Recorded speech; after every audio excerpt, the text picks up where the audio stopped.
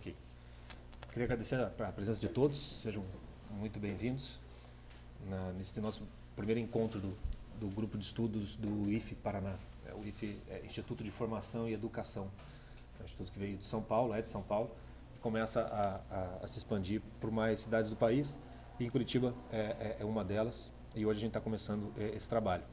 Antes de falar propriamente do que é o IFE, do que são nossos planos, projetos, da palestra mesmo, do tema escolhido para hoje, queria agradecer aqui a faculdade, né, a Bagose, pela parceria criada.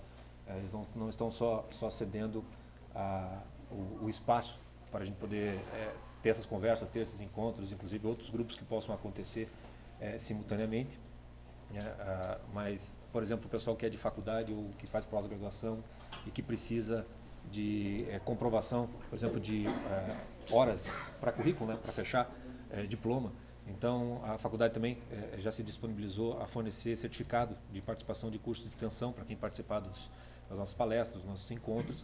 E isso já serve, já ajuda também nas graduações. Caso alguém esteja nessa situação e tenha interesse, é só falar comigo ou com o Diogo no intervalo. Depois a gente pega os dados, os nomes, fala com a faculdade para disponibilizar esse certificado. Também, como a gente começou no meio das férias da faculdade, hoje não tem cafezinho, chazinho, mas normalmente eles também fornecem isso de graça. A partir do próximo encontro isso já vai estar resolvido. Queria agradecer à faculdade, principalmente na pessoa do professor Humberto. Ele está viajando, mas nos desejou toda a sorte do mundo. É ele que nos abriu todas as portas que não seriam abertas sem a presença, sem o Valmor Grade, que está aqui, que é o nosso parceiro do grupo Compartilhar Conhecimento. Foi graças ao grupo que conseguiu espaço na Bagose e, através do Valmor, gentilmente fez a ponte com o professor Humberto, e nós estamos aqui também hoje. O grupo Compartilhar Conhecimento, a gente descaradamente está imitando o formato mais ou menos deles, que é uma palestra por mês, de temas variados, e cada mês uma pessoa comparece para compartilhar conhecimento. Normalmente os encontros são no primeiro sábado do mês, né, Valmor? No primeiro sábado que vem, inclusive, nessa mesma sala aqui, vai ter a partir das 3h30 da tarde, estão todos devidamente convidados, e nós do IFE vamos pegar o último sábado de cada mês para os nossos encontros. Esse horário das 11 a 1 da tarde, ele é um horário mais ou menos estratégico que a gente escolheu, pelo fato de normalmente ser a saída da própria faculdade dos alunos, e nosso interesse é dialogar com a própria faculdade. O segundo interesse é que ele é mais ou menos o mesmo horário que o pessoal de São Paulo tem os seus grupos de estudos acontecendo, é mais ou menos nesse horário também. E o terceiro interesse é dar ênfase nessa característica de grupo de estudos. Então, a ideia é formar um grupo a partir da nossa própria convivência. Então, se a gente se reunir para uma palestra, um bate-papo ou alguma conversa, o grupo vai sendo formado, mas ao mesmo tempo a gente gostaria de ter outro tipo de ambiente, outro tipo de contato, para que as pessoas se conhecessem melhor, trocassem mais ideias, possibilitassem inclusive a criação de amizades. Então a ideia é mais ou menos nesse horário de 11 a 1 hora, porque todo mundo almoça. Então a ideia é, de repente, quem puder esticar em algum lugar e poder ter um bate-papo bem mais informal do que aqui. E juntando então essas duas coisas, a parte da formação com essa parte da informalidade dessa conversa. Então essa é a razão dos horários. Também porque encaixa melhor, acho que, na rotina da maioria das pessoas, né? Quem gosta muito da noite, 11 horas já não está tão cedo assim. E quem gosta da manhã também tem a tarde toda livre para poder fazer os seus programas. Então a ideia é mais ou menos manter esses horários, mas é claro, nós estamos começando um trabalho e vai sempre, as alterações que forem sendo necessárias, a gente vai acabar fazendo. Então, quero agradecer o Valmor, o Grupo Compartilhar Conhecimento, que é parceiro nosso mesmo, e a Faculdade Bagose, antes de qualquer coisa. Para contextualizar quem somos do IFE, eu queria contar um pouquinho da história do próprio IFE lá de São Paulo.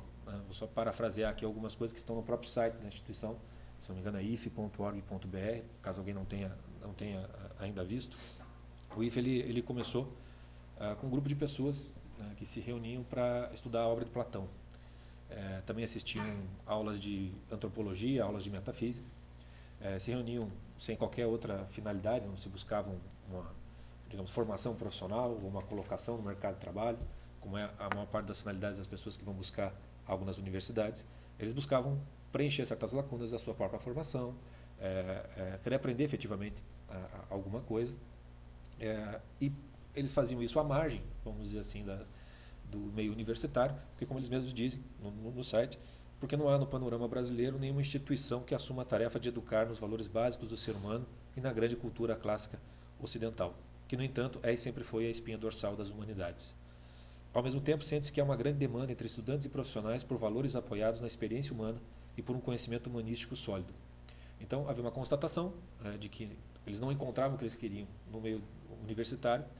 Começaram um grupo de estudos de maneira muito informal, sem maiores pretensões, mas ao mesmo tempo foram percebendo uma demanda muito reprimida, não só neles, mas nas pessoas com que eles estavam em volta. E disso nasceu naturalmente então a formalização então do IFE, do Instituto de Formação e Educação, buscando então atender um pouco dessa demanda. O IFE ele surgiu juridicamente falando, né, com o estatuto e tudo mais em torno de 2007, outubro de 2007, se eu não me engano, com uma pretensão não de ser uma escola, não de ser uma universidade ou algo parecido, mas ajudar a dar as bases para que uma escola, uma universidade possa efetivamente fornecer uma educação cultural de qualidade. Então, o foco era criar bases culturais para que uma educação cultural de qualidade viesse a acontecer. A ideia inicial do que o IFE se propôs a oferecer, vou citá-los aqui novamente, oferecer a pessoas de talento, por meio de cursos e seminários para grupos pequenos, a oportunidade de desenvolver um trabalho intelectual sério e de ter contato com a grande cultura clássica. Trata-se de criar ao longo dos anos uma massa crítica de intelectuais de primeira categoria que possam orientar o estudo de outras pessoas e venham a ser, no dia de amanhã, formadores de opinião pela sua seriedade intelectual. Então a ideia era pequenos cursos, eram pequenos seminários, pequenas iniciativas das pessoas que tinham condição de orientar, de ensinar alguma coisa daquilo que sabiam uns aos outros. E a ideia então era começar modestamente, né? Com pequenos cursos e grupos de estudos. Os primeiros cursos que saíram surgiram no ano 2008, foram em torno de 3 ou 4, tem essas informações todas no próprio site, títulos bastante interessantes, como a História da Felicidade, por exemplo, dentre outros, né? Escapando bastante, como se vê, do que se encontra nas faculdades. Mas o grande feito foi a criação da revista cultural Adicta e Contradicta, as quais eu tenho para mostrar para vocês dois volumes. Esse acho que é o penúltimo. Tem uma que saiu agora em julho de 2013.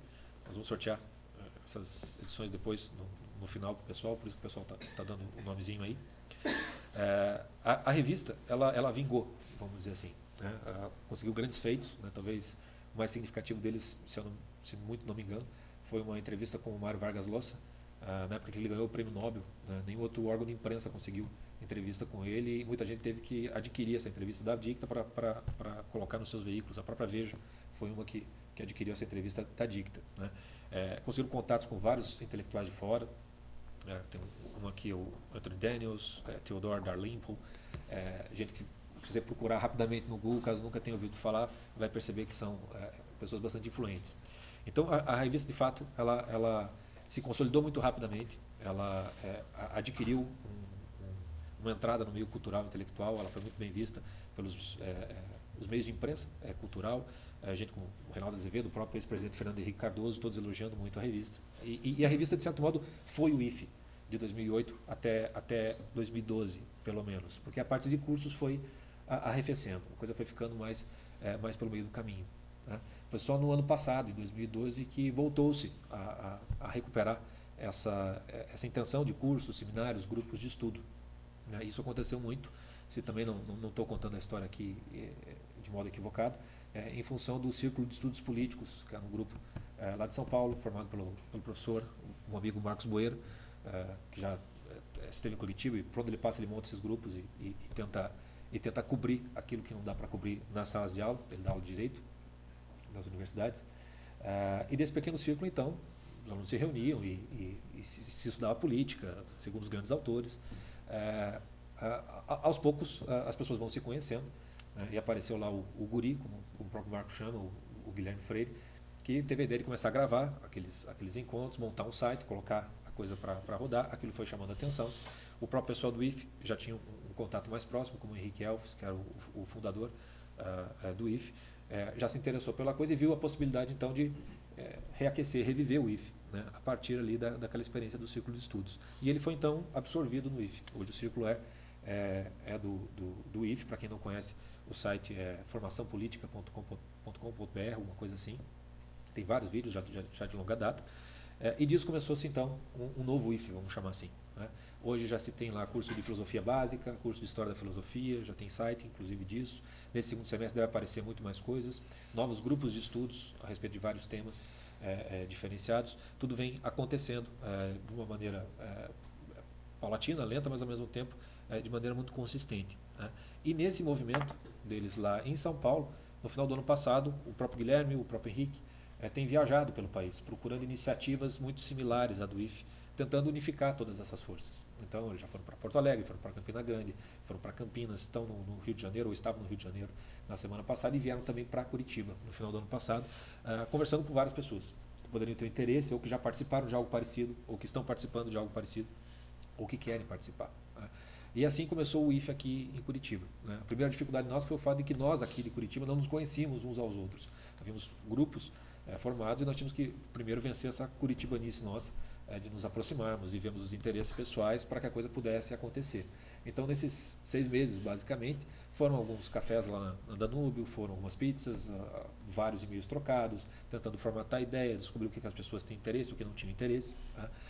Uma marca muito grande que aparecia, independente da área que as pessoas viam, era com relação à educação, mas não só propriamente educação abstratamente considerada, mas o problema da educação no Brasil, efetivamente falando, que leva as pessoas a tentarem iniciativas como essa, muitas vezes à margem das universidades. Embora as universidades não sejam contra, muito pelo contrário, nós estamos aqui na Bagose justamente porque elas têm muito interesse nisso. O problema não é propriamente da estrutura da universidade, o problema é muito mais grave do que isso, e é o tema da minha palestra hoje, falar um pouco disso. Mas então, vendo essa preocupação com a educação, o nosso primeiro encontro oficial, que se deu na Danúbio, foi para começar a formatar um grupo de pesquisa, né, no status quo da educação. A gente tentar começar a trabalhar numa espécie de quem é quem, mapear quem são as pessoas que estão nos cargos políticos, nas universidades, saber qual é a formação dessas pessoas, qual é o horizonte de intelectuais e de ideias que formatam, então, os caminhos da nossa educação. Esse projeto está ainda muito no início, né? É um projeto que depende de muito mais gente para a coisa poder funcionar. Ele vai caminhar no passo que der para caminhar, né? Não vai ser, nós não vamos nem desistir, nem também sair assodadamente, não temos um prazo para isso, né? Mas a gente pode falar disso um pouco depois, porque isso vai acontecer a partir do interesse das pessoas mesmo, e aos poucos isso vai conversando com os grupos de estudo, que essa era um dos problemas que a gente tinha, como formatar esse grupo de estudos, interesses variados, quer dizer, cada um apresenta uma coisa, não apresenta, o que a gente faz, como é que a gente junta todas essas coisas, e nesse meio do caminho é que surgiu a experiência do compartilhar conhecimento, e se espelhando nela, se espelhando no próprio o Círculo de Estudos Políticos, a gente chegou nesse formato, né, que nós estamos aqui hoje, né? Não temos uma temática definida, por isso é grupo de estudos do IFE por enquanto. A ideia é, se o projeto der certo, durante principalmente esse segundo semestre, que com o interesse mesmo das próprias pessoas que forem aparecendo, a gente ir fazendo certos grupos temáticos daí, possivelmente mais para o ano que vem, um grupo de história, um grupo de literatura, ou coisa que o valha. Aí com grupos menores mesmo, formato de grupo de estudos, onde todo mundo participa e apresenta uns para os outros, não com uma figura muito de um professor, um palestrante falando e todo mundo meio que escutando, mas muito mais ativo. A ideia é essa, né, no caminhar das coisas. Nesse segundo semestre, o que a gente fez, então, foi começar bem devagar, né? Um encontro por mês, né? Vamos ser 5 ao todo esse ano. Então, o primeiro é hoje, sempre no último sábado de cada mês, né? O Diogo chegou a anotar as datas, em agosto é dia 28, se eu não me engano. Dia 31 de agosto. Dia 31 de agosto. Então, vai ter a nossa segunda palestra, vai ser com o jornalista o Paulo Martins. Talvez muitos conheçam, da Rede Massa, ele apresenta o programa bem cedinho de manhã, onde tem alguns comentaristas. Ele vai vir falar da formação dele como jornalista. Da não formação. Ou da não formação, né? O Paulo é um daqueles que escapa do ideário que é bastante comum nas faculdades de jornalismo e no jornalismo como um todo, né? O que esse escapar significa então que ele é de direito, seja lá o que isso signifique, e abarca uma série de outras coisas. Mas o Paulo é um sujeito muito corajoso, defendendo valores que dificilmente você escuta sendo defendido, né? Nas mídias sociais aí ele já causa um certo barulho, e ele vem então contar um pouco para nós dessa experiência dele, da formação e do atual momento mesmo dele na profissão. Isso então em agosto. Em setembro, o professor Leonel Dupont, que está aqui conosco, ele é francês, ele dá curso de línguas, um estudioso da Idade Média principalmente, né? Um pouquinho. Vocês vão ver um pouquinho que ele conhece. Ele vai nos falar, muito provavelmente ele vai falar sobre símbolos nacionais. Então, por exemplo, sobre brasão, bandeira e tal. Qual é a história disso? Né? Conhecer um pouquinho o fio da meada dessas coisas e pode nos contar muito da nossa própria história. Né? Nós estamos indo uma janelinha aberta para outubro. A ideia inicial talvez seja trazer alguém de fora, do pessoal do IFE ou de São Paulo, o próprio Marcos Bueiro, já vou anunciando aqui, pedindo já na própria gravação. A ideia é já fazer esse intercâmbio acontecer de maneira mais efetiva já a partir desse ano, mas também, se não der, alguém daqui vai cobrir. E o último encontro seria em novembro, né, no último fim de semana de novembro, porque daí em dezembro já estaríamos de férias, vamos chamar assim. O Diogo, que é outro coordenador do IFE aqui junto comigo, ele tem uma pesquisa de história que começou por um interesse pessoal e familiar. Né? O Diogo vem de uma família famílias tradicionais aqui em Curitiba. É o teu avô, Diogo? Que é Tataravô, é o Barão do Cerro Azul, que é o Barão do Cerro Azul, e o Diogo foi atrás da história do Tataravô, e indo a história do Tataravô, achou a história do Paraná, achou a história do Brasil, um pouco da nossa própria história. Eu tive o privilégio de ler algumas páginas do que ele já escreveu, e está muitíssimo interessante. Né?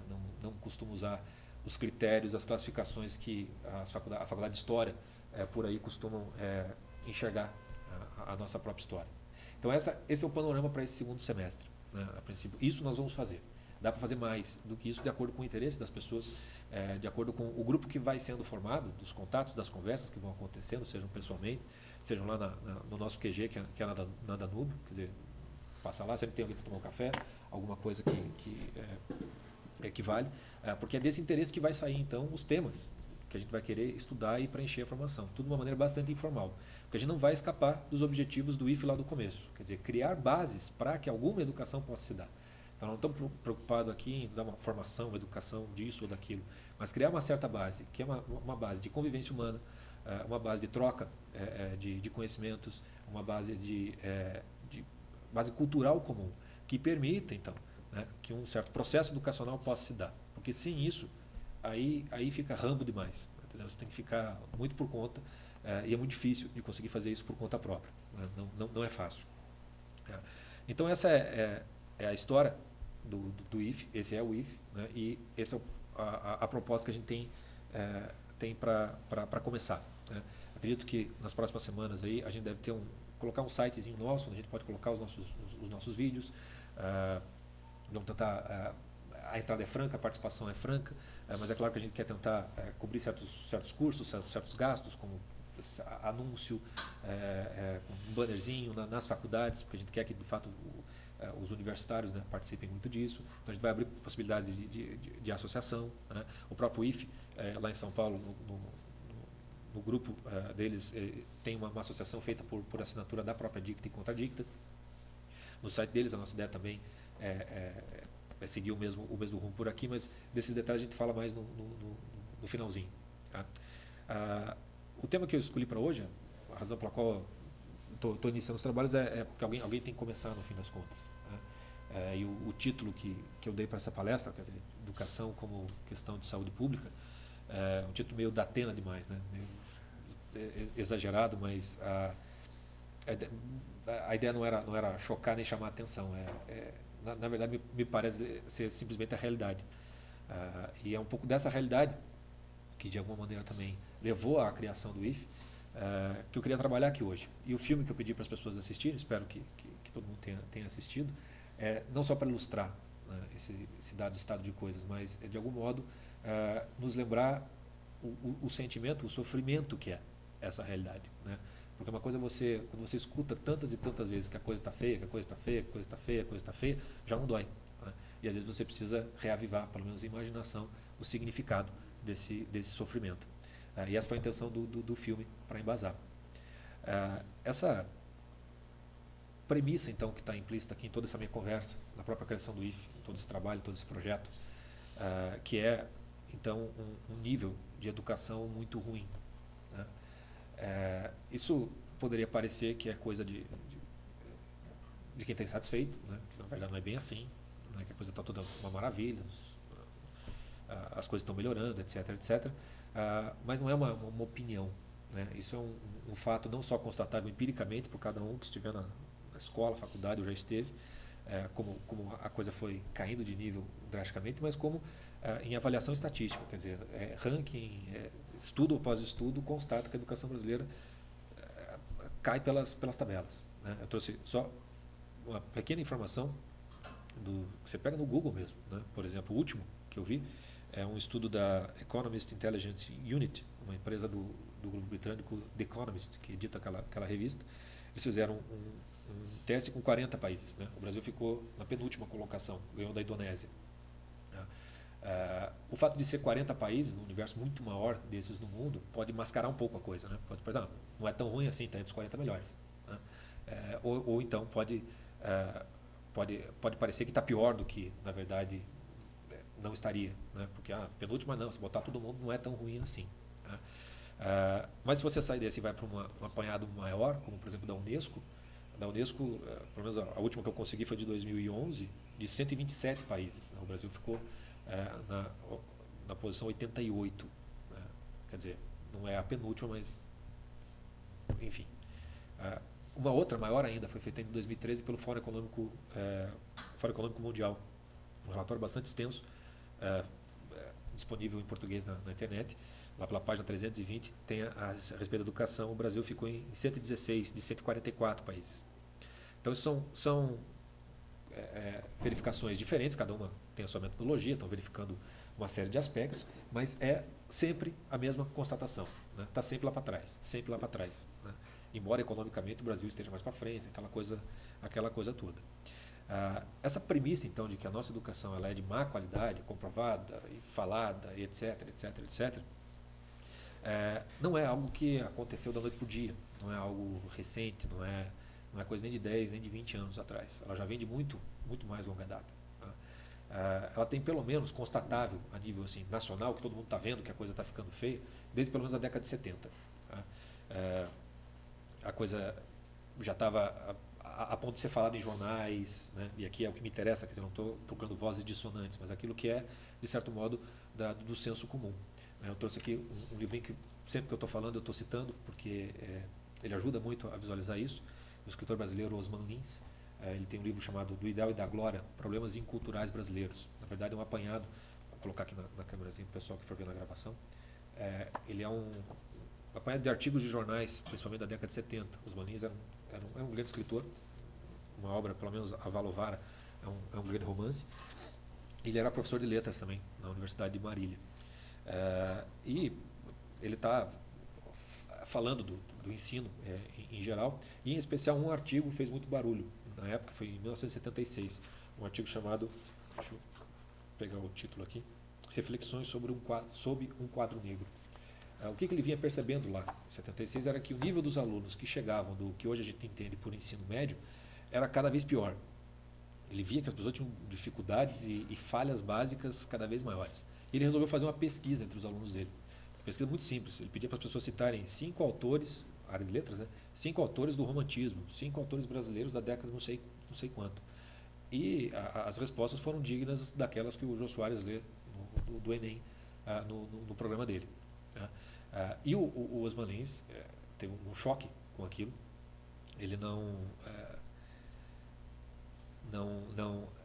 digamos assim, não amorteceu a coisa, não tratou a coisa como algo, como piada, no final das contas, né? Ele escreveu esse artigo, ele fez essa pesquisa, foi para jornais para contar que a coisa estava feia, né?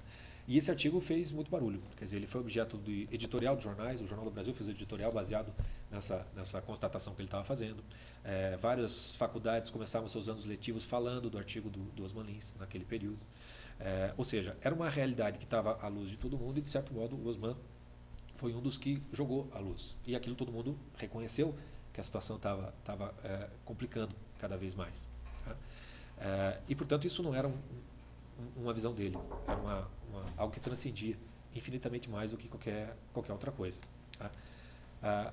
nas próprias palavras dele, ele dizia assim, o tal estado de coisas, ele dizia, seria necessário reconhecer que o aluno é, predominantemente, um desamparado produto desta miragem monumental, dessa gigantesca máquina de enganar, que é o atual ensino brasileiro. Produto dessa miragem monumental, dessa gigantesca máquina de enganar. Isso em 1976. Se estivesse vivo hoje, imagino que ele não falaria a respeito disso. Tá? Então ele partiu o seguinte, bom, tem de reconhecer que o aluno chega sem qualquer condição de formação aqui e que se eu ignorar isso, tudo vai virar uma grande farsa. Então é como se eu tivesse que voltar para a escola e recomeçar de novo, mas como é que faz isso? Se eles já passaram, né, legalmente estão aqui, tendo direito a acesso universitário, como é que vai fazer isso? Então o que se via ali é uma tragédia, já em curso. Né? Uma tragédia que esses rankings que nos servem aqui de maneira imparcial nos mostram que a situação se manteve. E se manteve, por força lógica, piorou. Porque obviamente que aqueles alunos, então, desamparados que chegavam, eles se tornaram professores desamparados, a formar gente ainda mais desamparada, e nós estamos. A coisa tende só a cair cada vez mais. Né? São gerações e gerações, já temos pelo menos 2 gerações, acredito eu, de professores vindo nesse processo. Né? E um pouco do diagnóstico de onde estamos, dá para a gente ver pelo próprio meio, né, dos especialistas. Surgiram 2 publicações, dei muita sorte nesse mês, eram 2 tratando bem do que eu estava tentando procurar informação disso. Uma matéria da Gazeta do Povo, do dia 19 de julho, semana passada, a respeito da evasão de professores dos cursos de letras. E também da revista Educação, a matéria de julho de 2013, me parece que com base nos mesmos estudos, mas de modo muito mais substancioso, falou um pouco a respeito dessa realidade, então, da má formação do ensino, tanto no aspecto do ensino superior como do que vem embaixo.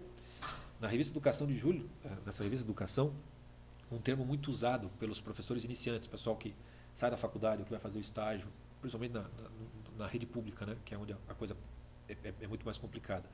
O termo que todo mundo usa é choque de realidade. Choque de realidade. Ou seja, tudo que você aprende não é aquilo que está acontecendo. Existe uma dissociação muito grande. Né? Como diria a expressão do Osman Lins, uma miragem monumental. Quer dizer, uma máquina de enganar, mesmo na faculdade. Quando você chega, a realidade é outra. Né? Para qual aquela faculdade não estava preparando aquele aluno. Na matéria da Gazeta, por exemplo, tem uma aluna do último ano de letras da Tuiuti aqui do Paraná, Andressa, 25 anos. Ela dá o seguinte depoimento. Durante o estágio, fiquei completamente desiludida com a indisciplina e desrespeito dos alunos. Tive dúvidas se há como mudar isso. E ela pensa em não dar aulas, efetivamente falando. Esse relato pontual da Andressa, na revista Educação, eles chegam à conclusão que isso parece que já se repete há muito mais tempo do que isso. Eles vão puxar uma tese de mestrado de 1999, da professora Flavinês Rebolo, que atualmente é professora de pós-graduação em Campo Grande. Ela estudou o período de 1990 a 1995 na rede pública paulista, e lá, nas palavras dela, a questão salarial é uma luta de classe dos professores, em que eles têm toda a razão. Mas no grupo que entrevistei, o sentimento era muito mais de inutilidade que eles viam no trabalho. Ou seja, a desvalorização pelos próprios alunos e pela comunidade minava o ideal dos professores de que iriam contribuir para uma sociedade melhor, apontava a pesquisadora. Tá? Pegando só esses depoimentos baseados em estudos de uma constatação da realidade, a gente pode pegar só essas palavras mesmo usadas aí nessas publicações. Quer dizer, do lado dos alunos, indisciplina, desrespeito, né, uma total falta de interesse, né, do lado dos professores uma desilusão muito grande, né, e um sentimento de inutilidade do que estão fazendo. Né. É exatamente assim que, para quem assistiu o filme, se sentem aqueles professores do filme. Né. O filme ele propositalmente tenta dar uma verossimilhança muito maior do que uma obra poética. Né. Se não tem ator famoso ali, periga a gente passar um bom tempo achando que é um documentário o que a gente está assistindo e não um filme propriamente dito. Mas esses sentimentos nós estamos vendo ali, naquele filme, sendo retratados. E esse é o assunto do filme. Né. O filme está retratando que a coisa está assim, ou é assim, e a perspectiva de mudança é quase nula diante desse contexto como um todo. E o filme não é, além de ser uma obra de arte, ela é baseada em fatos reais, obviamente falando, principalmente porque o roteirista, o Carl Lund, ele foi professor substituto durante muitos anos na rede pública americana. Então ele jogou toda a experiência dele na história, né? E por isso o filme de fato conversa muito de perto com a experiência de vários professores em vários lugares do mundo, né? Esse filme não foi para os cinemas, foi direto para DVD. E aqui no Brasil ganhou o prêmio do Festival de Cinema de São Paulo, né? Nos quais muitos professores falavam, não, a realidade aqui é essa, mas pior, né? A coisa é muito mais grave, né, do que isso. A violência é muito maior, por exemplo, do que é retratado ali no filme. Tá? E esse estado de coisas, né, esse sentimento então de inutilidade, de sofrimento muito grande, alunos, professores, torna o processo educacional praticamente uma nulidade, efetivamente falando, né? A consequência mais imediata que essas reportagens apontam é justamente o índice de evasão. Não estamos falando nem dos alunos, né, que estão ao Deus dará, literalmente falando, mas do índice de evasão dos que serão os professores desse ensino médio. Então, por exemplo, na média nacional, nos alunos de licenciatura, que formam o grosso, né, dos professores do ensino médio, ensino fundamental, básico, 50% desistem dos cursos, né? Em torno de 48% da média nacional, em alguns lugares mais, em alguns lugares menos, né? Mas mais grave do que isso, quer dizer, dos 50% que ficam, metade deles não quer dar aula. Ou seja, o universo que vai para a sala de aula vai ser um universo muito pequeno de pessoas. E muito provavelmente aqueles que talvez tenham melhores condições de ensinar não irão para lá. Aquela coisa meio que da seleção natural, né? E quem vai para lá não vê a hora de sair também, né, das escolas. Então a situação ela é trágica por um lado bastante dramática, né? Isso também já está mapeado por estudos, quer dizer, a Gazeta cita a pesquisadora Luciana França Leme, da USP, onde ela foi dentro da licenciatura da própria USP, quer dizer, física, matemática, 50% dos alunos não querem nem saber de sala de aula. Na própria pedagogia, o índice chega a ficar perto de 30%. Na pedagogia, 30% que não quer ir para a sala de aula é mais ou menos o equivalente, sei lá, o sujeito que vai fazer medicina não querer ser médico. Quer dizer, tem alguma coisa muito grave acontecendo, né? Para se chegar nesse estado de coisas. Então é claro que se no nível, né, da formação, né, desses desamparados, como chamavam os Manlins, a coisa está assim, e existe um choque de realidade para os poucos pobres coitados que ousam dar aula no ensino médio, é óbvio que você tem uma demanda imensa de alunos, dos quais os poucos professores que tem não dão conta. E a realidade é muito mais de improviso, ou seja, não tem essa coisa de não, nós temos aqui um currículo, temos que seguir e tal e tal. No pega para capar, faz do jeito que dá, né? Tem um depoimento muito interessante na revista de um rapaz, William Rodrigues. Ele se licenciou em História na Universidade Estadual Paulista em 2010.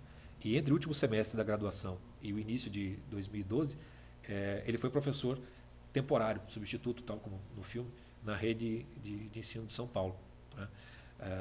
E ele dizia assim, que de julho a dezembro de 2011, ele fazia plantão, porque algum professor vai faltar. E numa semana ele chegou a cobrir 46 aulas, para vocês terem uma ideia. Ele diz assim, eu já preparava em causa aulas que pudessem ser ministradas para qualquer disciplina.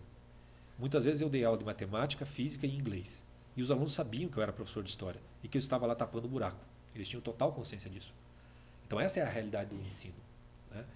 E quando eu vejo essas coisas é que eu me pergunto, quer dizer, toda a doutrinação, todo o processo de entortamento, do conteúdo do que está sendo ministrado, talvez não seja o mais grave.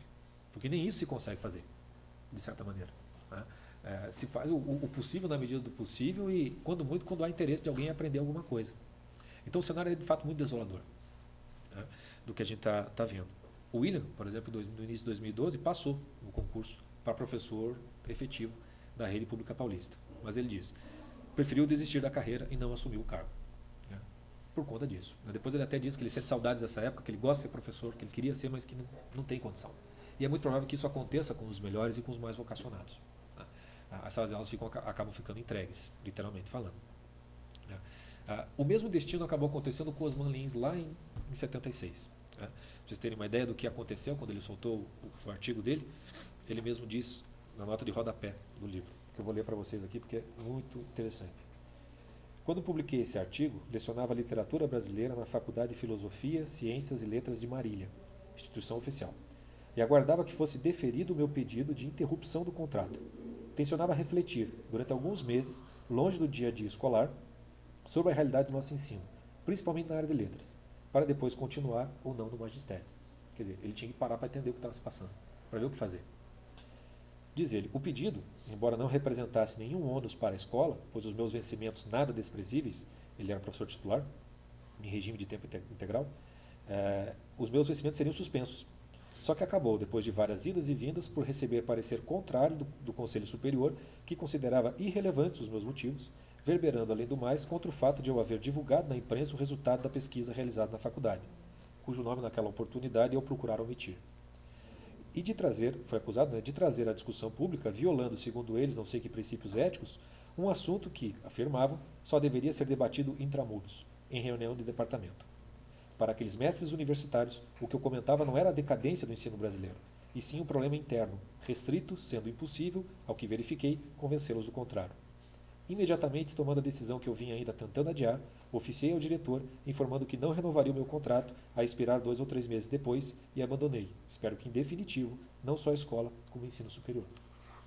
Isso em 76. O sujeito que obviamente tinha muito a ensinar. Tá? E me parece que ele não voltou, efetivamente, a dar aulas. Né?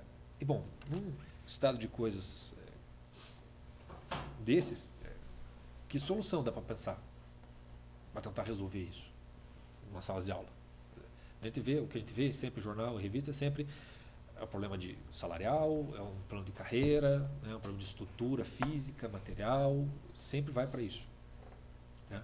Tenta-se fazer uma espécie de, né, às vezes, reformar o currículo, o programa, mas o filme nos ajuda de novo a ilustrar numa tal situação daquelas, e que é pior aqui no Brasil.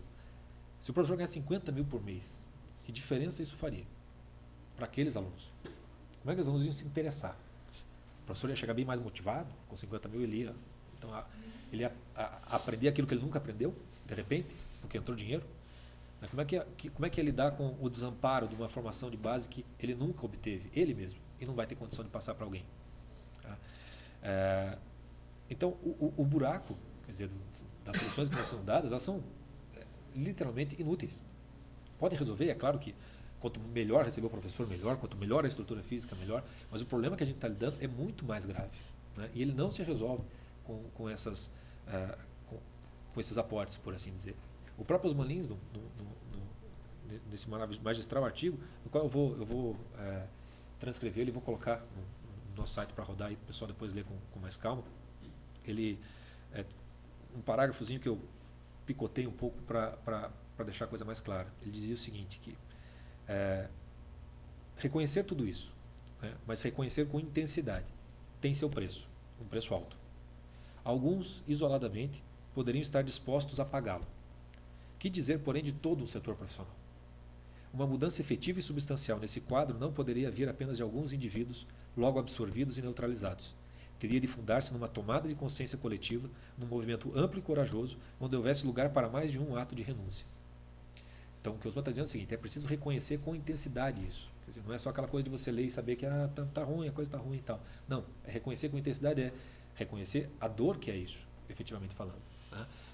É você ver as pessoas às suas voltas, os jovens às suas voltas. Né? Ver para onde a coisa está indo e não desviar o olhar desse tipo de coisa. E ele diz que algumas pessoas podem pagar o preço de tentar fazer isso por conta.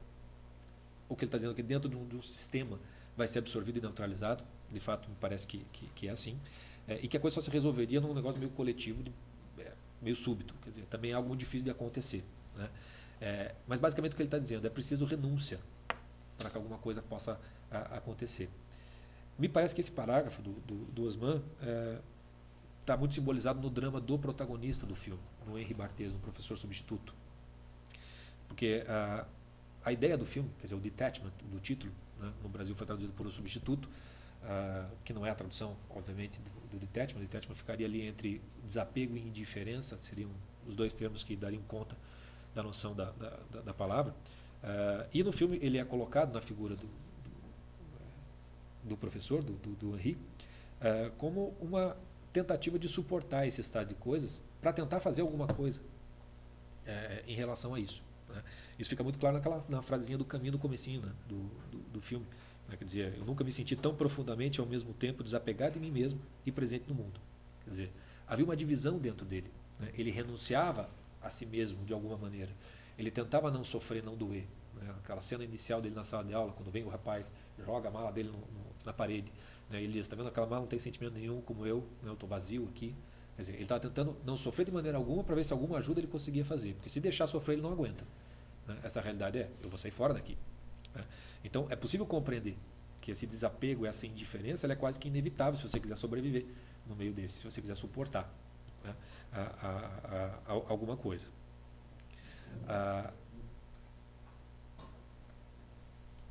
Esse drama do personagem, a gente pode colocar talvez sair da sala de aula, um drama existencial de todo mundo, quer dizer, o quanto você aguenta de dor, né, na tua vida, o quanto você não fica indiferente ou desapegado a ela para poder seguir adiante, para poder fazer alguma coisa. Talvez seja algo meio arquetípico de alguma maneira. Mas o que permite a gente chegar numa conclusão, no fim das contas, é que se for pensar muito em solução, como resolver, a gente não sabe, perdeu o fio da meada no final das contas. Não sabe como fazer, o que fazer.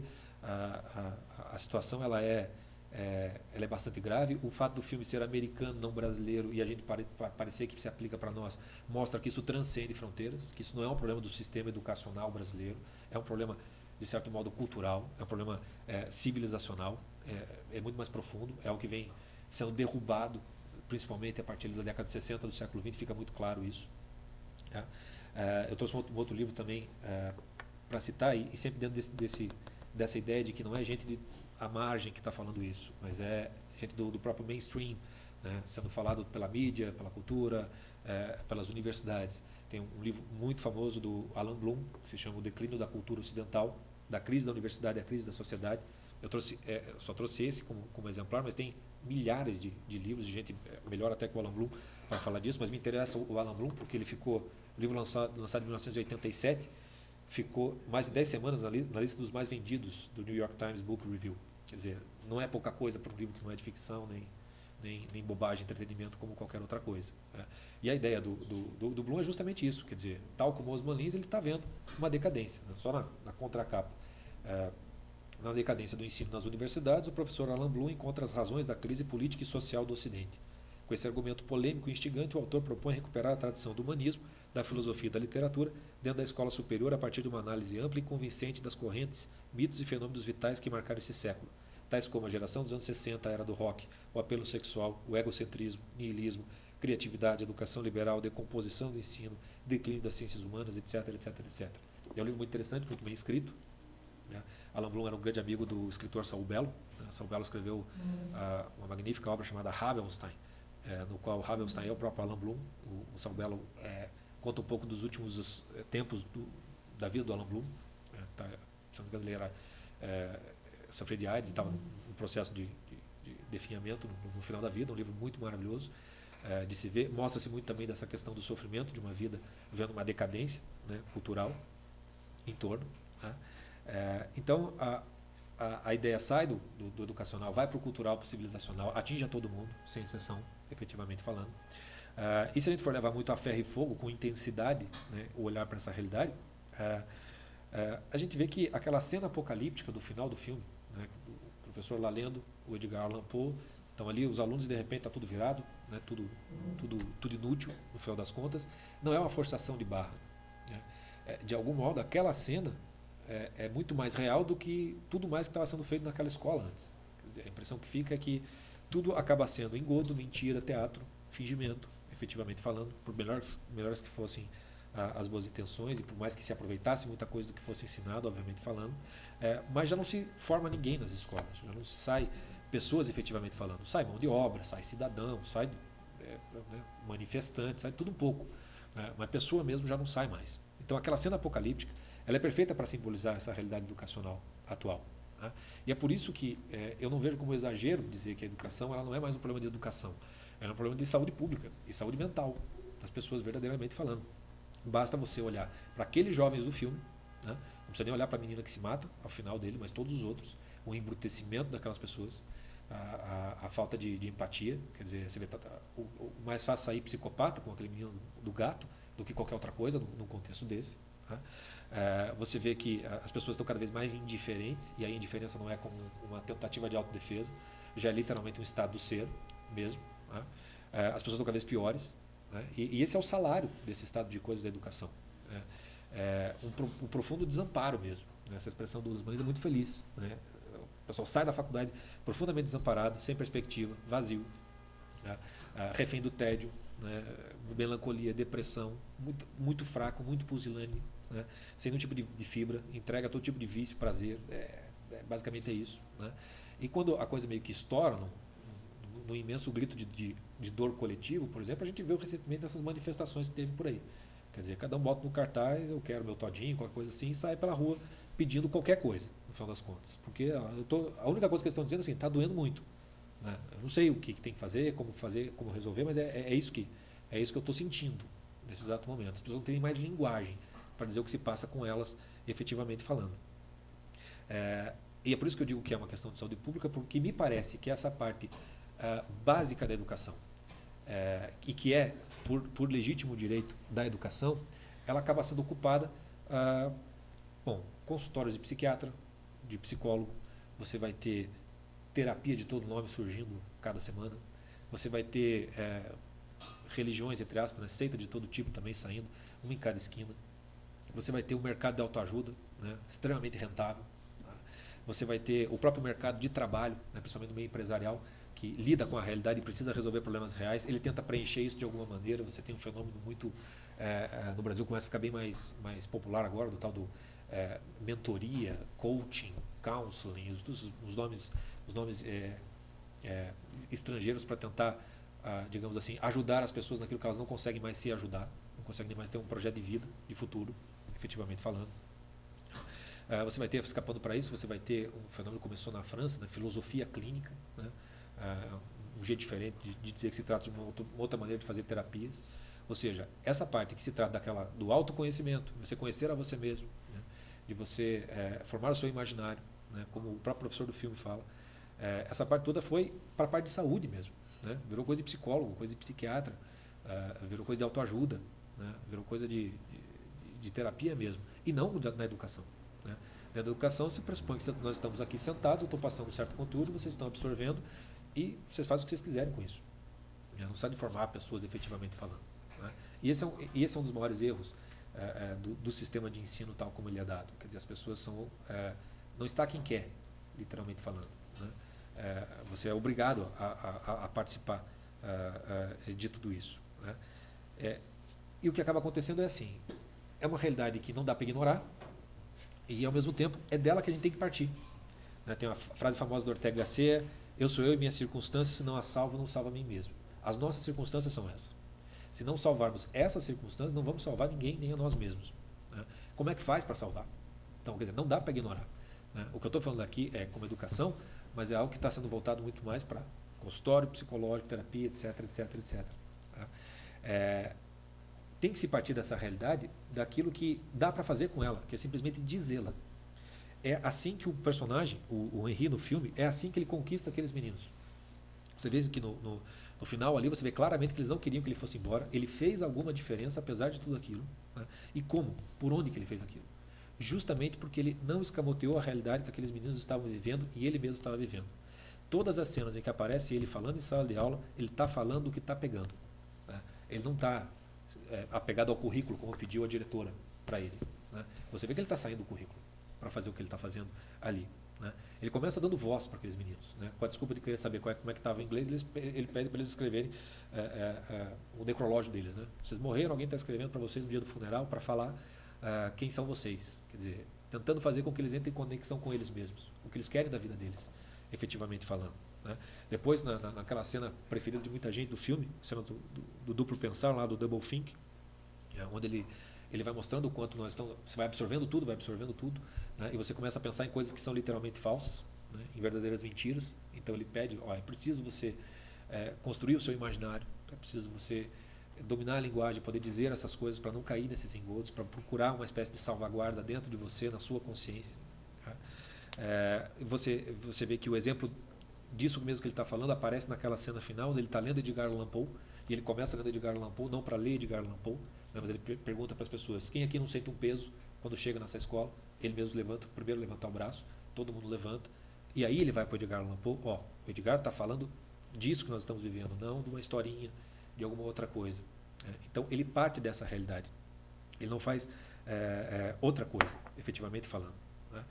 E é por isso que, apesar de todos esses estados de coisas, você vê que ele obtém um sucesso educacional, efetivamente falando. Talvez ele não tenha ensinado o que o currículo tenha dado, mas ele teve uma conexão com aqueles alunos, ele conseguiu atrair a atenção deles e talvez levá-los a se interessar por eles mesmos, no final das contas, né?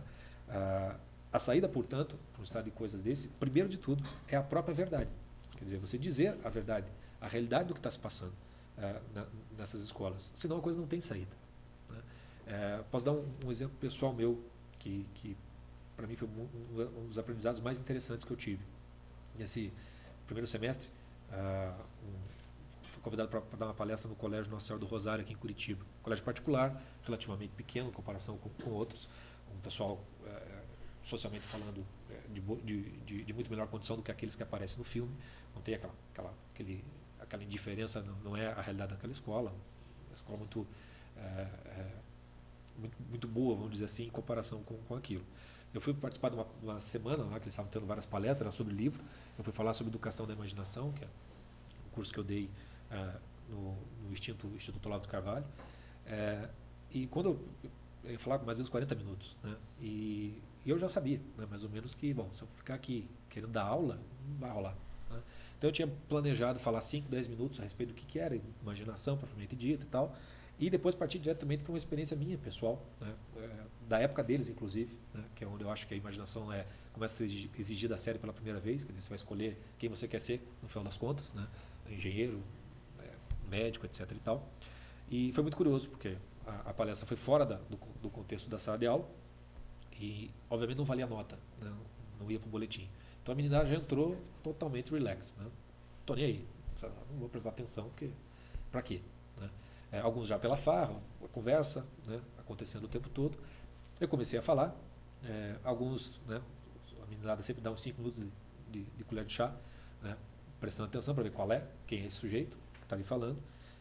E nesses 5, 10 minutos a maioria bastante dispersa, né? E eu encurtei bastante essa parte ali, falei, pera lá, vamos fazer isso aqui funcionar em alguma medida. E fui direto para o testemunho pessoal mesmo, né, de como eu escolhi meu curso vestibular, os erros que eu cometi, as consequências que isso geraram, né? E à medida que eu ia falando, as conversas iam parando, né, e eu só via os olhos esbugalhando, né? A meninada parou, né? Acabou, daí vieram todos conversar comigo, fazendo perguntas bastante simples e bastante dolorosas de se ouvir, né? Desde meninos que sabiam perfeitamente o que queriam, mas preocupadíssimos com o tal do teste vocacional, porque se o teste vocacional dissesse que era para fazer outra coisa, ele era obrigado a fazer outra coisa.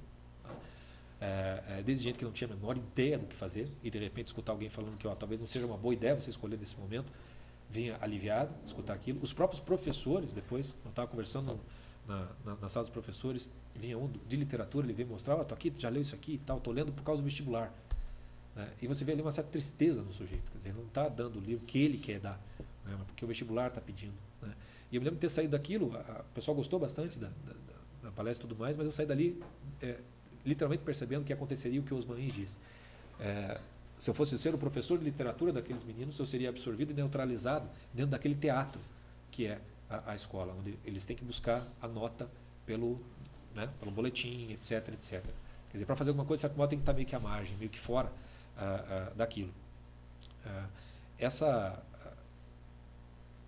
Então, partindo dessa realidade, foi a única coisa que eu consegui fazer, quer dizer, falar um pouco da minha realidade, que bateu com a realidade deles naquele momento, foi o que despertou a atenção e o interesse, né? O que a gente pode usar essa saída precisamente para esse momento que a gente está vivendo aqui. Quer dizer, qual é a verdadeira razão pela qual cada um de nós está aqui hoje, né? E vão ter as mais variadas. Quer dizer, tem gente que está curiosa para saber o que é esse IFE, etc e tal, para onde que a coisa vai. Gente que está por solidariedade, seja o palestrante, ao Diogo, ou algum amigo que esteja por aqui, seja alguém que está com outro interesse completamente diferente, inteiramente falando. Essa é a verdadeira realidade de cada um que está dada aqui. E se não se parte dessa realidade, daquela mais sincera do próprio coração, não se vai para lugar nenhum. efetivamente falando, né? Porque a pessoa, por exemplo, que veio por solidariedade, ela já atingiu a sua finalidade, né? Uma bela finalidade, aliás. Aquela que está curiosa, bom, ela tem trabalho agora, porque ela recebeu um monte de informação e vai ter que pensar a respeito, se interessa ou não, né? Aquele que veio com interesse, veio com algo a entregar, veio com algo a apresentar de certo modo, sabe mais ou menos o que quer. Então já tem condição, por exemplo, de contribuir muito mais, tá? Com a proposta. Então é a partir dessa realidade pessoal de cada um, que vai formando uma realidade conjunta, vamos dizer assim, coletiva, é que a gente pode partir de algum lugar, mas não fingindo que a gente tá aqui por alguma outra razão. Quer dizer, uma das coisas que eu mais percebi nesses, vamos colocar aí 15 anos de tentativa de autoeducação, foi o quanto, e eu percebo isso cada vez mais, eu dou aulas particulares, dou aulas para pequenos grupos, o quanto a maior parte das pessoas que chegam fora do contexto da universidade, e é muito o que chama atenção, está meio à margem, pessoas que não estão ali para a profissão nem nada, é que as pessoas chegam não porque elas querem uma educação, não porque elas querem uma formação, mas porque elas estão querendo ajuda. Elas estão querendo alguma orientação mínima que seja, né? Um alívio, um consolo, né? E um dos maiores erros que eu sempre vi era justamente ignorar isso, né? E colocar a coisa da formação, né, de uma maneira meio, até de certo modo meio rígida, como sendo a única coisa que tem que fazer.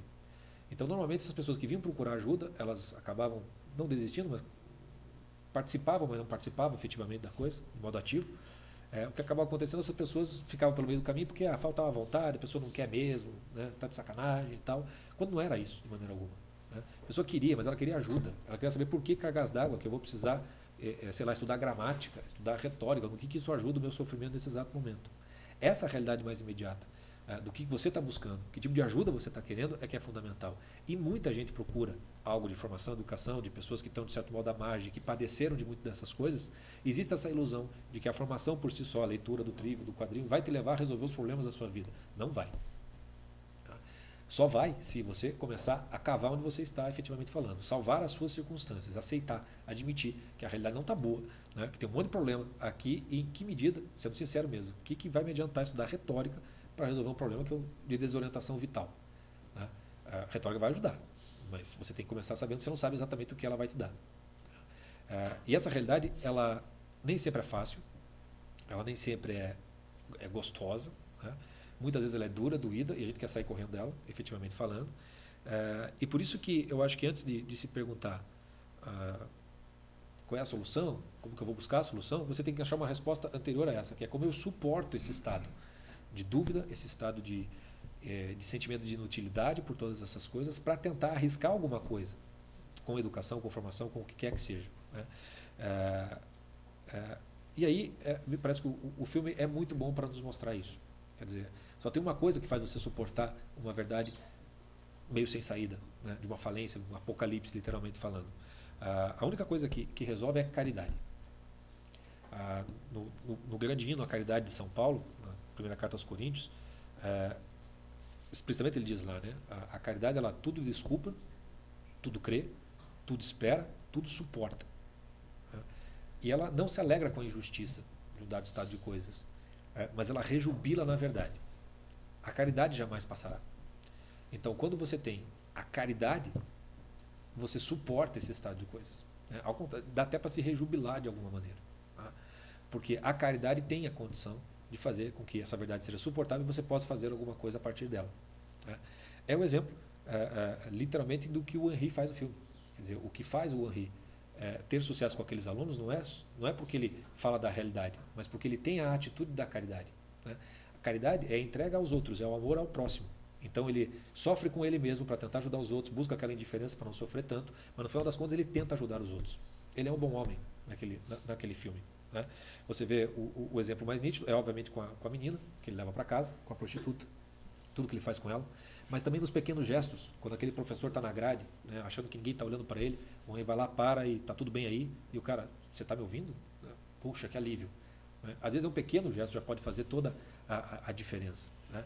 O menino com o gato, o psicopata ali, daquele menino, quer dizer, ele não entrega o menino na direção e, graças a Deus, não é problema meu. Ele acompanha aquela conversa com o pai. Ele faz a pergunta fatal: como é que você está se sentindo ouvindo tudo isso? E escuta o menino falar: me sinto acuado como gato. Quer dizer, ele vê aquele cenário. Existe ali um gesto de entrega, de algo que ele não precisava estar necessariamente fazendo naquilo, né? E talvez o gesto mais mais difícil da caridade, que é a caridade pelo perdão, né? O modo como ele trata com o avô dele, que pelo filme claramente abusou da própria mãe, levou a mãe ao próprio suicídio, né? Em nenhum momento você vê que ele julga, ele culpa, ele condena aquele avô, muito pelo contrário, né? A atitude dele para com o avô é belíssima naquele perdão final, que permite o avô, de certo modo, ir em paz, né? Vai pagar pelos seus pecados na outra esfera, mas ele, Henri, é quem ganha mais ao ser caridoso do que qualquer outra pessoa, no fim das contas, né? Ou seja, com a caridade você suporta tudo aquilo, né? Você até consegue mais coisas, mas sem ela, nada se consegue, né? Você só padece, que é o que você vê na maior parte dos professores. Aquele sofrimento terrível, gente com remédio, gente que não sabe muito bem o que fazer, gente que se mata, gente que pede demissão.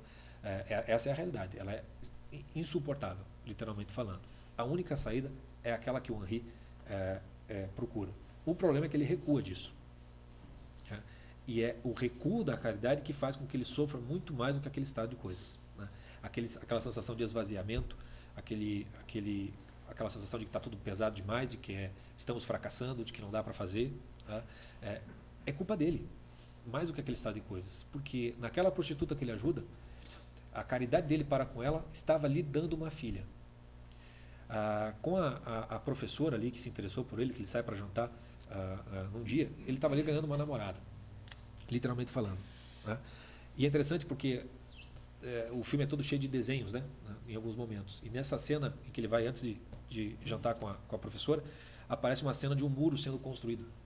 E na cena seguinte você vê ela falando pelos cotovelos da vida dela, né, uma solitária, e você vê na hora que ela pergunta, e você? Conta de você, e ele, não tenho nada para falar, minha vida é comum. Ou seja, um muro que ele coloca, né? Aquela abertura, aquela entrega, quer dizer, claro que não precisava falar igual a ela, pelos cotovelos, né? Mas uma abertura que permitisse que um relacionamento pudesse acontecer. Naquele momento ele se fecha.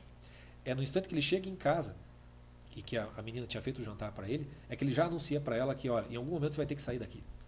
Ali, aquele muro que se levanta, né, no desenho, já vai demonstrando tudo o que ele iria fazer, recuar daquilo mesmo que ele havia construído e conquistado, né? Depois, mais no filme, quando tem a confusão com a Meredith, a menina que vai se matar, e ali naquela situação ele estava no mato sem cachorro. Quer dizer, ali ele tenta fazer o possível e ali dá azar, não tem culpa do que se passa, né? Mas o fato de ele ser acusado, né, pela professora de talvez ser abusando, né, da menina, faz com que ele volte para casa e ele cometa, para mim, a pior coisa que se faz no filme de tudo, é ele entregar aquela menina que ele havia acolhido para o Estado, né, Conselho Tutelar, o que seja.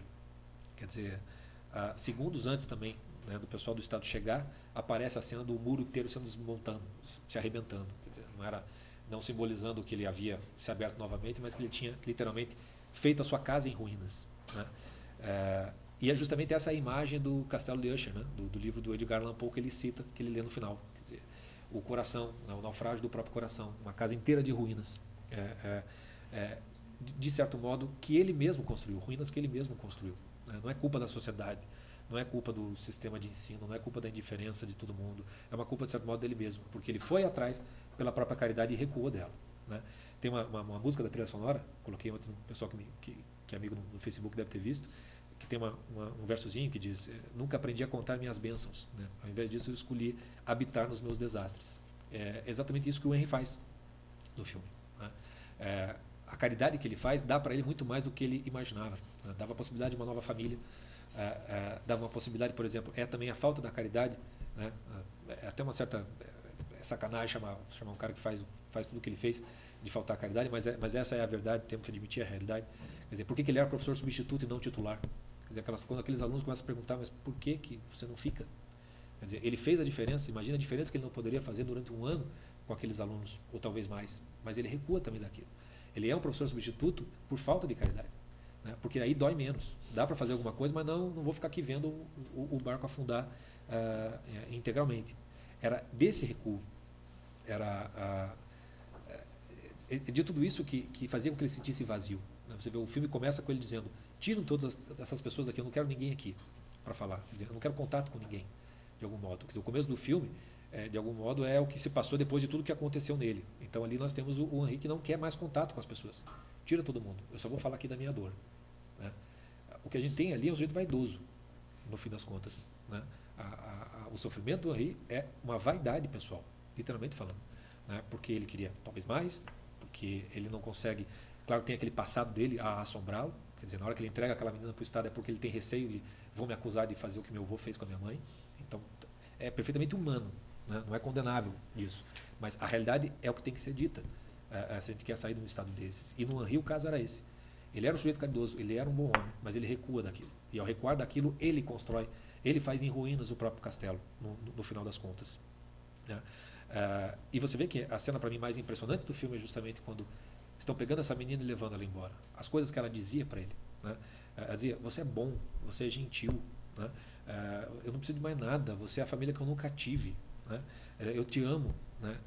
E ele, o que mais precisaria numa situação daquela, né? Ela tinha toda a razão, quer dizer, ela não queria mais nada. Quer dizer, quando ela foi acolhida por ele, ela ajudava com o avô, ela o ouviu, ela estava ali, começou a ajudar. Aquela casa deles, você vê no começo, aquilo era um dormitório, né? Aos poucos ela vai tornando aquilo luminoso, aquilo vai se tornando um lar. É a menina, é aquela relação deles que vai levando para alguma coisa, né? Então você vê que a caridade, se ela fosse levada digamos, a ferro e fogo até o último, tiraria o Henri daquela situação. Ele estaria no meio dessa realidade absolutamente terrível, mas ele seria feliz, porque ele teria para onde voltar para casa, literalmente falando, né? Ele estaria fazendo diferença pelo menos para os alunos dele, né? Talvez fosse absorvido, talvez no conjunto de todo fosse muito pouco, mas ele faria o que fosse possível, né? Naquele sentido de São Francisco de Assis, né? Você começa fazendo o que é necessário, aos poucos você começa a fazer o que é possível, daqui a pouco você está fazendo o impossível, tá? O Henri começa com o que é necessário, mas ele recua na hora do possível, né? Dava para ir mais longe no que ele havia feito com todas aquelas pessoas, tá? E tendo essa saída, vamos dizer assim, pela caridade, por essa aceitação profunda, né? No final das contas é o abraçar da cruz, né? Que faz com que você encontre uma saída para ela mesma, no fim das contas, é que a gente pode rebobinar a fita e voltar para o nosso comecinho aqui, da criação, então, daquilo que está dado no propósito do IFE, criar as bases para uma educação, né? As bases, de algum modo, são essas, quer dizer, admitir essa realidade, não fugir dela, literalmente falando, e abraçá-la em alguma medida, né? O primeiro passo, no final das contas, é essa caridade, esse interesse por si mesmo, no fim das contas, e por ajudar o próximo, no final das contas. Isso basta, para além de qualquer pretensão que é legítima de se ter para várias outras coisas, tá? Então, é nesse espírito, de alguma maneira, que eu mesmo me proponho, pessoalmente, quando o Guilherme veio conversar para montar o IFE, para a gente partir, quer dizer, eu, particularmente falando, não tenho nenhuma ilusão com relação a isso que o próprio IFE coloca, né, de formarmos massa crítica intelectual que possa orientar opinadores né, com mais estofo por aí. Eu não tenho nenhuma ambição e nenhuma pretensão disso. Acho isso até, de certo modo, quase que impossível no atual estágio de coisas. O que eu acho que dá para fazer é aquilo que cada um conseguiu se ajudar em alguma medida, poder ajudar os outros naquilo que dá para ser ajudado e esperar ser ajudado por eles em algum modo, né? Essa é a intenção da criação de um grupo, né, a partir de estudos, a partir dessa realidade pessoal.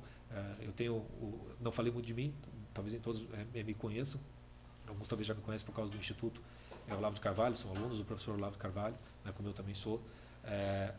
Mas a minha história, só brevemente repisada, quando eu tive o meu ensino médio, foi maravilhoso perto da faculdade, em termos de qualidade de ensino. Minha faculdade foi me senti completamente desorientado, né?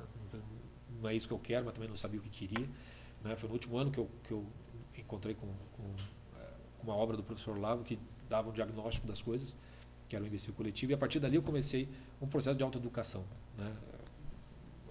Naquela época a internet não tinha tanta coisa como hoje, mas a partir do próprio professor Olavo você já abriu um universo inteiro de autores e por ali eu fui remando, né? Depois tive aulas individuais com a Luciana Mato, que era uma aluna bastante antiga do Olavo, durante os 6 anos, desse contato com ela, de pessoas em torno dela, criou-se o Instituto do Olavo de Carvalho, onde eu fui para dar aulas individuais, para dar um curso de educação da imaginação, algo que eu continuo fazendo hoje mesmo com o Instituto naufragado, por assim dizer. E não, as pessoas me perguntam até, mas você dá aula do que exatamente, né? Eu falei assim, olha, de certo modo não é aula de conteúdo, por assim dizer. Quando o melhor jeito de explicar, de certo modo, que tipo de aula eu dou é essa que eu tentei dar aqui para vocês a partir do filme.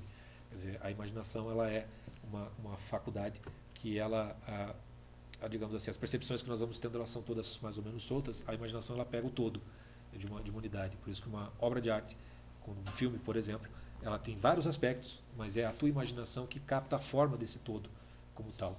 E ela é também uma faculdade de mediação entre a tua sensibilidade e a tua inteligência. Então ela é absolutamente necessária para você raciocinar a respeito das coisas. Então se você não tem muitas formas na sua imaginação, você fica sem alimento para a cabeça funcionar. Então o que eu tentei fazer aqui hoje foi mais ou menos um exemplo disso. Quer dizer, quem assistiu o filme deve ter, talvez se observar, vai perceber que a conversa toda que eu tive aqui, da chatice, da educação, em númerozinho e tal, à luz daquele filme, as duas coisas conversam e se alimentam muito mais profundamente. A coisa não fica tão abstrata, tão discursiva. A imaginação pode começar a trabalhar e você vai para a tua própria história, você vai para a história de pessoas que você conhece. O filme dialoga em outros aspectos. Quantas vezes você já não esteve na posição de ajudar alguém e recuou, ou então de começar um relacionamento e desistiu, etc, etc, etc. N possibilidades. É a faculdade da imaginação que faz essa ponte entre essas coisas. Né? E ela depende exatamente do que se apresenta diante de você. Quer dizer, uma obra de arte, um filme, um livro, alguma coisa assim, mas ela tem que ser lida justamente vamos dizer, nessa finalidade, de algum modo, de se encontrar consigo mesmo. Né? Como o Henri coloca no filme, naquela cena magistral. Quer dizer, você precisa fazer com que a tua imaginação trabalhe a teu favor, né? Que você forme o teu próprio sistema de crenças, por assim dizer. Senão você vai estar à mercê de qualquer outro que esteja sendo apresentado, e hoje em dia a gente é inundado com todas essas coisas. Então a ideia da palestra de hoje, basicamente, que eu tinha era mais ou menos isso, apresentar para vocês o IF, começar com uma sugestão e daquilo que eu mesmo posso entregar em alguma medida, que é um trabalho desse tipo, vamos chamar assim. A minha ideia para o ano que vem é montar um grupo de educação de imaginação, mais ou menos nessas bases, a gente ter livros, ter filmes, trabalhar com base nisso, mesmo que a gente tenha material de filosofia, psicologia, sociologia, do que quer que seja, entrar dentro do contexto da imaginação, né, de um discurso propriamente poético, né, ajudando nessa primeira perna de uma educação, né, ajudando as pessoas a se conhecerem, né, a conhecer as circunstâncias nas quais estão vivendo, para salvar essas circunstâncias e não salvam a si mesmas, tal como o Ortega Gasset nos ensina. Né. Isso vai depender, obviamente, do interesse das pessoas, do que elas quiserem ou não. Né. Tá aí, hoje virtualmente a gente se encontra muito mais do que pessoalmente, então o pessoal adiciona no Facebook, vai ter o site, vai dar para ir conversando à medida disso, e a gente vai se conhecendo nesse trabalho, por assim dizer. Da minha parte, o que eu tinha para falar era mais ou menos isso. Né? Poderia, por exemplo, explicar um pouco mais do que é o grupo de pesquisa. A gente tem os sorteios para fazer aqui. Como não tem o cafezinho, não vou fazer intervalo, não. Vou deixar também aberto aí para, de repente, alguém que tem alguma pergunta, alguma curiosidade, alguma dúvida, algum comentário, porque a ideia é que esses encontros sejam cada vez menos palestras, alguém falando, e seja muito mais uma conversa, um bate-papo, uma troca efetiva do que a gente tá dito. Então, vou abrir espaço aí para quem quiser fazer algum tipo de pergunta. Aí, se não tiver, ou entendo, daí a gente vai para a parte dos sorteios aqui, daí o Diogo me ajuda a dizer exatamente o que vai sendo sorteado.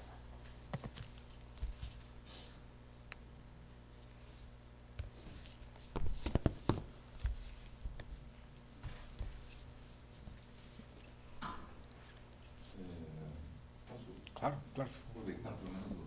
Claro. Durante a sua confiança, muito legal, importante, né, que você falou. Aproveitar só para lembrar o pessoal que há um curso sobre antropologia, para quem tem interesse, antropologia para todos, chama-se, lá na Escola do Bosque, que fica no antigo Bavário, lá no Mateus Leme, entrada franca, muito legal, dá para começar agora, toda primeira terça-feira do mês, à noite, 7 horas. Tenho certeza, acho que 7 horas, 7h30. O pessoal lá da Escola do Bosque, e que tem um grupo legal e que o pessoal que tem interesse mexe um pouco com essa parte da gente, né, do ser humano, do eu, do transcendental, quer dizer, todo mundo pensa. Então, é um curso interessante, a gente, eu sou do compartilhar conhecimento, como o professor Cine, e a gente dá bastante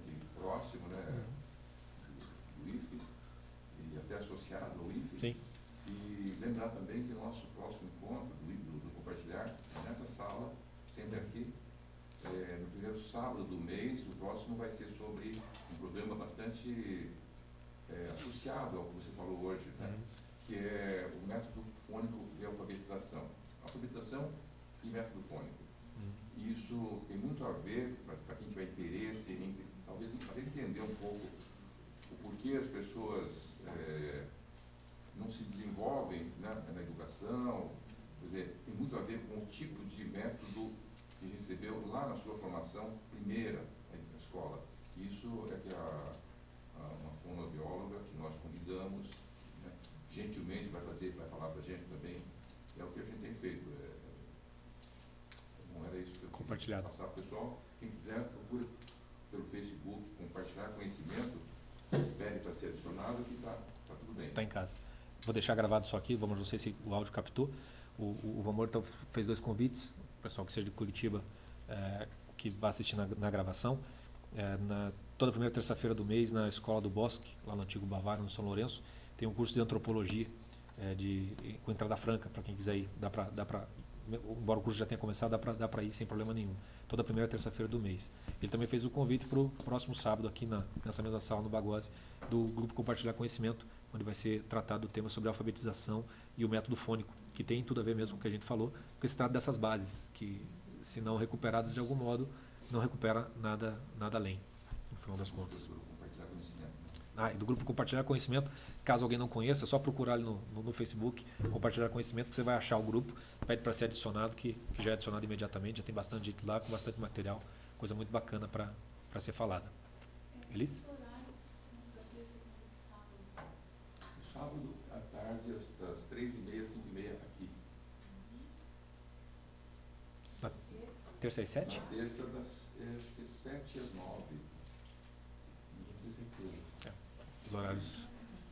Então, os horários da terça-feira, só para o áudio pegar, a partir das 7 da noite. É isso, né? Na Escola do Bosque, então, a partir das 7 na terça, e o compartilhar é das 3h30 às 5h30 aos sábados. No próximo sábado, então, vai ter o próximo. Alguém mais? Algo para Já que é para fazer convite, eu vou fazer 2, então. Vamos lá. Nas segundas-feiras, na Livraria Danúbio, tem... o pessoal vai falar inglês sempre, já começou semana passada, o Valmor teve lá. Muito bom. Se o pessoal quiser treinar O inglês. pessoal entrou no personagem mesmo. Falar. Todo mundo falou inglês, eu já comecei recebendo o pessoal com good evening e ninguém saiu do personagem. Só um recurso assim, nisso aí. Desculpa eu não ter lembrado, eu acho que é importante.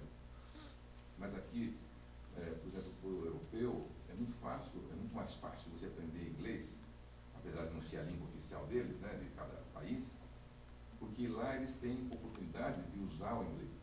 E aqui você não tem, é muito difícil, ninguém fala, né? Então, essas oportunidades, por exemplo, são ímpares. A gente tem que aproveitar. Eu vi pessoas lá muito bacanas que têm vontade de aprender, e estão aprendendo sozinhas e vão lá treinar ou Até papo, só que tudo em inglês. Outro convite é dia 7 de agosto, uma quarta-feira, às 7h30, também lá na livraria, vai ter palestra do Thiago Amorim, que também é um dos que fizeram parte lá do Instituto Olavo de Carvalho junto com o Francisco, que é sobre a obra do Gilberto Freire, o Casagrande Senzala. Ainda tem vagas, já foram feitas algumas inscrições, mas ainda tem vagas. Quem tiver interesse pode entrar na fanpage da Livraria Danúbio, no Facebook, que lá tem as informações, ou no próprio site, www.livrariadanubio.com, tem o link lá para fazer a inscrição. Dia 7 de agosto, quarta-feira. Ia ser dia 23, mas foi transferido porque tem vagas em aberto, mas também porque era o dia mais frio do ano, não ia aparecer ninguém mesmo. Eu joguei para frente. No nosso site do Compartilhar Conhecimento, a gente costuma também veicular esses convites, né? A gente interage. Então, só lembrando um detalhe, o pessoal às vezes esquece, bota de cabeça, né? Não é compartilhando o conhecimento, o nosso é compartilhar conhecimento, senão acaba não achando, né? Acaba se perdendo, no fim das contas. Eu acho que gravou tua chamada, mas eu vou repetir aqui. O pessoal também na Danúbio, toda segunda-feira, a partir das 6 lá, tem o English Monday, né? Para ir falar inglês, tem comida, bebida em inglês. O primeiro evento já foi muito bacana, a segunda já tem e nas outras também. No dia 7 de agosto, às 7 horas? Isso. Às 7 horas, 7h30, a palestra do Thiago Amorim sobre a Casagrande Senzala, o livro do Gilberto Freire. São poucas vagas, o pessoal que tiver interesse, então, procura a fanpage da livraria ou o site para fazer a inscrição. Fica aí também os convites para o pessoal. Alguma coisa mais, pessoal? Posso pedir só uma coisinha sobre o palestra? Claro. Alguma palavrinha sobre, acho que você não mencionou, né, o Maquiavel pedagogo. Não mencionei. Essa via aí. Poderia falar alguma coisa sobre Tá. ele no seu contexto aí da... O Romulo ele viu aqui na mesa que eu estou com o livrinho do Maquiavel Pedagogo, do Pascal Bernardin, e ele pediu para o que teria a ver, como eu não toquei nesse assunto, o que isso teria a ver. Tem muito a ver, na verdade eu limitei a palestra para não ficar coisas demais por tratar, mas basicamente o Maquiavel Pedagogo, ou o Ministério da Reforma Psicológica, são todas as tentativas, de alguma maneira, de, entre aspas, resolver esse problema todo educacional. E o que o Pascal Bernardin está mostrando é que é o causador dessa confusão toda. Ele vai pegando vários experimentos de ordem psicológica e que foram aplicados, uma verdadeira reengenharia social na educação, no sistema de ensino, do qual todos nós fomos vítimas, e que tem sido extremamente bem sucedido. Né? Esse é uma das... me dá o gancho para falar do grupo de pesquisa da nossa ideia. Quer dizer, a nossa ideia é a seguinte, principalmente no Brasil, é um dos países que mais segue a ferro e fogo as diretrizes da ONU, Unesco, Unicef, etc. e tal. Com a educação, então, é algo espantoso. Você pega lá as diretrizes, os acordos e tudo mais, e você vê a legislação brasileira, você vai vendo que aquilo espelha perfeitamente bem a coisa. E o Pascal Bernardin está mostrando exatamente que tipo de coisa nós estamos fazendo, então, com as crianças. Ou seja, ao mesmo tempo que esse estado de coisa já saiu do controle, já não sabemos direito muito bem por onde retraçar a coisa, tem gente que sabe muito bem o que está fazendo para desmontar tudo isso. Né? Deixa bem claro que dos anos 60 em diante houve uma mudança na função da educação. Isso. A educação já não é para formar indivíduos, não é já mais para capacitar para ter algumas habilidades cognitivas básicas, mas sim virou o sistema de ensino virou um modo de tentar mudar os valores da sociedade. Então, foram aplicadas técnicas de psicologia social, ou seja, psicologia social aplicada, que são técnicas de lavagem cerebral mesmo, aplicadas nas crianças já desde o comecinho, desde com 6 anos. Agora os planos são para que as crianças tenham ensino integral a partir dos 4 anos, esse é o plano da ONU, que o governo brasileiro já subscreve, ensino integral a partir dos 4 anos, para que haja através dessas técnicas de lavagem cerebral mesmo, por exemplo, as dinâmicas de grupo, onde o indivíduo tem a sua voz isolada e a voz o consenso do grupo vale mais do que ele mesmo está percebendo, para que haja uma mudança dos valores que seriam valores coletivistas, globalistas, ecológicos, que eles chamam de educação para a paz. Então, esse é o eufemismo que é usado. O eufemismo que era usado já pelo Stalin, né? Para fazer a Segunda Guerra Mundial. Maquiavel Pedagogo, Pascal Bernardin. Você só encontra no Danúbio. Pior que é verdade, não é piada não, acho que é só lá. Maquiavel Pedagogo. Então, aproveito isso aí, mais um detalhe. Para quem não conhece, a livraria Danúbio é realmente um grande espaço, excelente espaço, né? Não é apologia aqui inútil, mas assim, verdadeiramente um lugar muito bom para quem está buscando uma contra-reforma ou qualquer coisa assim. E um contato, eu sempre brinco com o Diogo, que é a nossa José Olímpio ali, quer dizer, de maneira que não tenhamos escritores nem nada, é o ponto de encontro onde a gente pode conversar, tomar um café. A gente está ou indignado e meio Lá dá para alienado. encontrar as obras que, como Pascal Bernardin, que não encontra nas Não livrarias. Aliás, até o pessoal que quiser nos acompanhar no almoço, depois o café vai ser no Danúbio. Hoje à tarde eu vou abrir. Hoje à tarde. Além de livraria tem café, se quiser ficar lá só batendo papo, também não tem compromisso nenhum. Inclusive, você fecha bem depois das 6, né? Acho às 7 hoje. 7 horas. E acho que já vou aproveitar para sortear um bônus para a livraria, já que nós estamos falando da livraria. Vamos embora então. Vamos fazer alguns sorteios. Então, sortear Diogo. um bônus de R$50 para converter em consumo lá na livraria, tanto no café ou em livro. Gentilmente. Todo mundo já se inscreveu, acho que eu vou pedir uma mão feminina para Melhor, para não sortear aqui. cada um pega.